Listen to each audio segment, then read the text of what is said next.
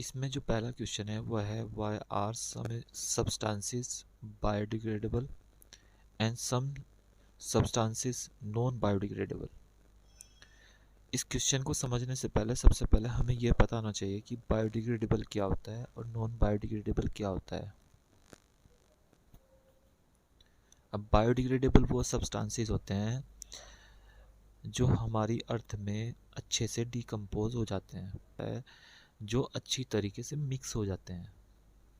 मतलब कोई चीज़ जैसे कि पील्स हो गए, फ्रूट्स के पील्स हो गए, या फिर वेजिटेबल्स के लीव्स हो गई, और भी बहुत सारी ऐसी चीज़ें हैं जैसे कि तुम्हारे सब्जी के पटाटो के छिलके हो गए, अनियंस पील्स हो गए। मतलब ये चीज़ें जितनी भी होती हैं ये बायोडिग्रेडेबल में आती हैं, और जब इन्हें तुम खुला छोड़ देते हो यानी अर्थ पे डाल देते हो तो कुछ समय बाद ये सभी जितनी भी चीज़ें हैं ये सभी मिट्टी में मिक्स हो जाती हैं।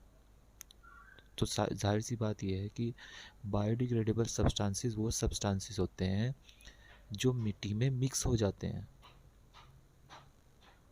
समझ में आ गई? ठीक है। उसके बाद नॉन बायोडिग्रेडेबल सब्सटेंसेस कौन से होते हैं? नॉन बायोडिग्रेडेबल सब्सटेंसेस वो होते हैं जो मिट्टी में अच्छी तरीके से मिक्स नहीं होते हैं, अच्छी तरीके से मिक्स नहीं होते बिल्कुल भी। तो यही कहा गया है इसके एक आंसर में भी, some substances such as metal, glass, plastic etcetera. Metal को जैसा भी रखोगे तुम मिट्टी में वो वैसा ही निकलेगा। इसी तरीके से ग्लास, ग्लास को भी अगर तुम जैसा रखोगे वो वैसा ही निकलेगा, यानी वो बिल्कुल भी गलेगा नहीं। समझ गए? इसी तरीके से प्लास्टिक हो गई, प्लास्टिक भी आज तुम ऐसा एज इट इज़ रखोगे, आज से 2-3 साल बाद भी वो ऐसी कैसी निकलेगी, यानी वो बिल्कुल भी मिक्स नहीं होगी। Okay. Which can not be decompose by the living organism are non biodegradable waste. These substances are non-biodegradable because the microorganisms do not have enzymes that can digest these substances। यानी जो non biodegradable substances होते हैं और जो मिट्टी में पाए जाने वाले माइक्रो ऑर्गेनिज्म होते हैं, ठीक है, वो इस सब्सटेंसेस को डाइजेस्ट नहीं कर पाते हैं। समझ रहे हो मेरी बात? तो therefore we clarify them as non biodegradable waste. इसीलिए हम लोग कह सकते हैं इनको non biodegradable waste. Other substances such as paper, vegetable wastage etcetera that can be easily broken down by enzymes are biodegradable wastes। Thank you. तो next question की तरफ बढ़ते हैं। नेक्स्ट क्वेश्चन है give any two ways in which biodegradable substances would effect the environment. यानी उन दो तरीकों को बताना है जिसमें बायोडिग्रेडेबल सब्सटेंसेस हमारे इन्वायरमेंट को इफ़ेक्ट करते हैं, यानी हमारे इन्वायरमेंट पे क्या डालते हैं, असर डालते हैं। तो इसमें फर्स्ट ऑफ ऑल ये बता रखा है, फर्स्ट जो दे रखा है, the biodegradable substances such as trees, leaves, plants part and kitchen wastage can be use as humus after composting. यानी जितनी भी ये चीज़ें निकलती हैं, किचन वेस्टेज हो गया, प्लांट पार्ट हो गए, ट्री की लीव्स हो गई, ठीक है, ट्री की जो लीव्स होती हैं उसके बाद वो पीली होकर नीचे गिर जाती हैं, अपनी जगह छोड़ देती हैं, फिर वो ज़मीन पे पड़ जाती हैं। उसके बाद क्या होता है कि कुछ समय बाद जो है ना उन सभी चीज़ों का ह्यूमस बन जाता है। किस किस बाद उसके बाद क्या होता है, ह्यूमस बनता है। और ह्यूमस क्या होता है, ह्यूमस जो है ना फर्टिलिटी को बढ़ाता है, किसकी, मिट्टी की फर्टिलिटी को बढ़ाता है। ठीक है। तो इस तरीके से हमारे इन्वायरमेंट को ये इफ़ेक्ट डालते हैं, यानी असर डालते हैं। अब जब ह्यूमस अच्छा होगा तो फिर प्लांट भी ग्रो करेगा। समझ रहे ना? तो ह्यूमस ज़रूरी है उसके लिए, प्लांट के लिए। इसीलिए तो जो अर्थवर्म होता है उसको क्या बोला गया है, उसको फार्मर का जो है ना फ्रेंड बोला गया है। किसको? अर्थवर्म को, केचुए को। क्योंकि वो कंपोजिटिंग में काम आता है, ज़्यादातर कंपोजिट करता है वो किसको, फर्टिलिटी बना के रखता है। The biodegradable substances, next line है, the biodegradable substances mainly contain carbon, यानी जितने भी बायोडिग्रेडेबल सब्सटेंसेस होते हैं उनमें क्या होती है, उनमें कार्बन होता है। उसके बाद जब ये सब्सटेंसेस डिकम्पोज होने शुरू हो जाते हैं, और डिकम्पोज होने के बाद में जो प्रोसेस होती है डिकम्पोजिशन, उसके बाद में क्या होती है, रिलीज़ हो जाती है, मतलब गैस रिलीज़ हो जाती है। कौन सी, तुम्हारी कार्बन डाइऑक्साइड गैस भी रिलीज़ होगी, मीथेन भी रिलीज़ होगी, और भी बहुत सारी गैसेस रिलीज़ होती हैं। और कार्बन जो है ना फिर एटमॉस्फेयर में वापस से पहुंच जाता है, समझ रहे। और जब कार्बन जो है ना एटमॉस्फेयर में वापस से पहुंच जाएगा तो इन्वायरमेंट का टेम्परेचर, यानी हमारे एटमॉस्फेयर का टेम्परेचर बढ़ जाएगा। ठीक है, नेक्स्ट क्वेश्चन की बात करते हैं।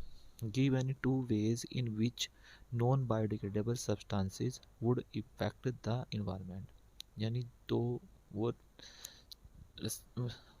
दो वेज बताने हैं जिसमें नॉन बायोडिग्रेडेबल सब्सटेंसेस हमारे इन्वायरमेंट को इफेक्ट करते हैं। नंबर 1 हो गया इसमें the contaminate soil and water resources as they cannot be decomposed by microorganism, यानी जो कंटेमिनेट सॉइल होती है और वाटर रिसोर्सेज होते हैं वो क्या करते हैं, वो डिकम्पोज नहीं होते हैं माइक्रो ऑर्गेनिज्म के ज़रिए। जितने भी कंटामिनेटेड जो सब्सटेंसेस होते हैं वो बिल्कुल भी डिकम्पोज नहीं होते हैं, समझ रहे हो, वो माइक्रो ऑर्गेनिज्म के ज़रिए। और माइक्रो ऑर्गेनिज्म उनको छोटे छोटे पीसेस में नहीं तोड़ पाता है बिल्कुल भी। तो एक तो ये इफेक्ट डालते हैं। दूसरी कंडीशन क्या रखी है, दूसरी ये रखी है, these substances when accidentally eaten by stray animals. कभी कभी जैसे आप लोगों ने देखा होगा कि कुछ एनिमल्स होते हैं और वो जो है ना जैसे प्लास्टिक्स खा ली या फिर कुछ भी और भी चीज़ें खा लेते हैं, बहुत प्लास्टिक की चीज़ें खा लेते हैं वे, और जैसी खा रहे हैं वैसी निकल रही है, पर उनके कुछ उसका कुछ हिस्सा जो है ना उनकी बॉडी में ज़रूर एब्जॉर्ब हो जाता है, समझ रहे हैं ना, और उसकी वजह से उनकी डेथ भी हो जाती है। ठीक है ना, तो can harm them and can even cause there death. तो इसी तरीके से हमारे इन्वायरमेंट को ये इफ़ेक्ट करते हैं non biodegradable substances. Okay, thank you. चलो नेक्स्ट क्वेश्चन की ओर बढ़ते हैं। What are the trophic levels?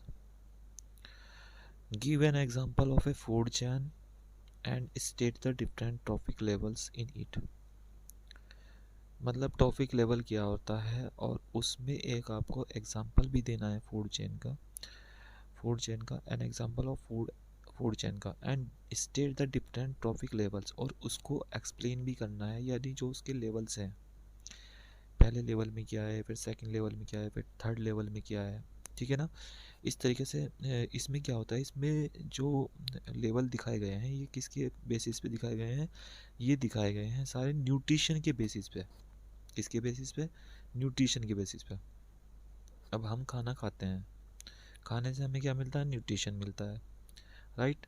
तो इसी तरीके से उन्होंने जितने भी ट्रॉपिकल्स लेवल दिए हैं, ट्रॉपिक लेवल दिए हैं, उनमें सोर्स ऑफ न्यूट्रिशन दिया है। मतलब जो न्यूट्रिशन का फ्लो है वो पहले प्रोड्यूसर में, फिर प्राइमरी कंज्यूमर में, फिर सेकेंडरी कंज्यूमर में, फिर उसके बाद टर्शरी कंज्यूमर में जाएगा।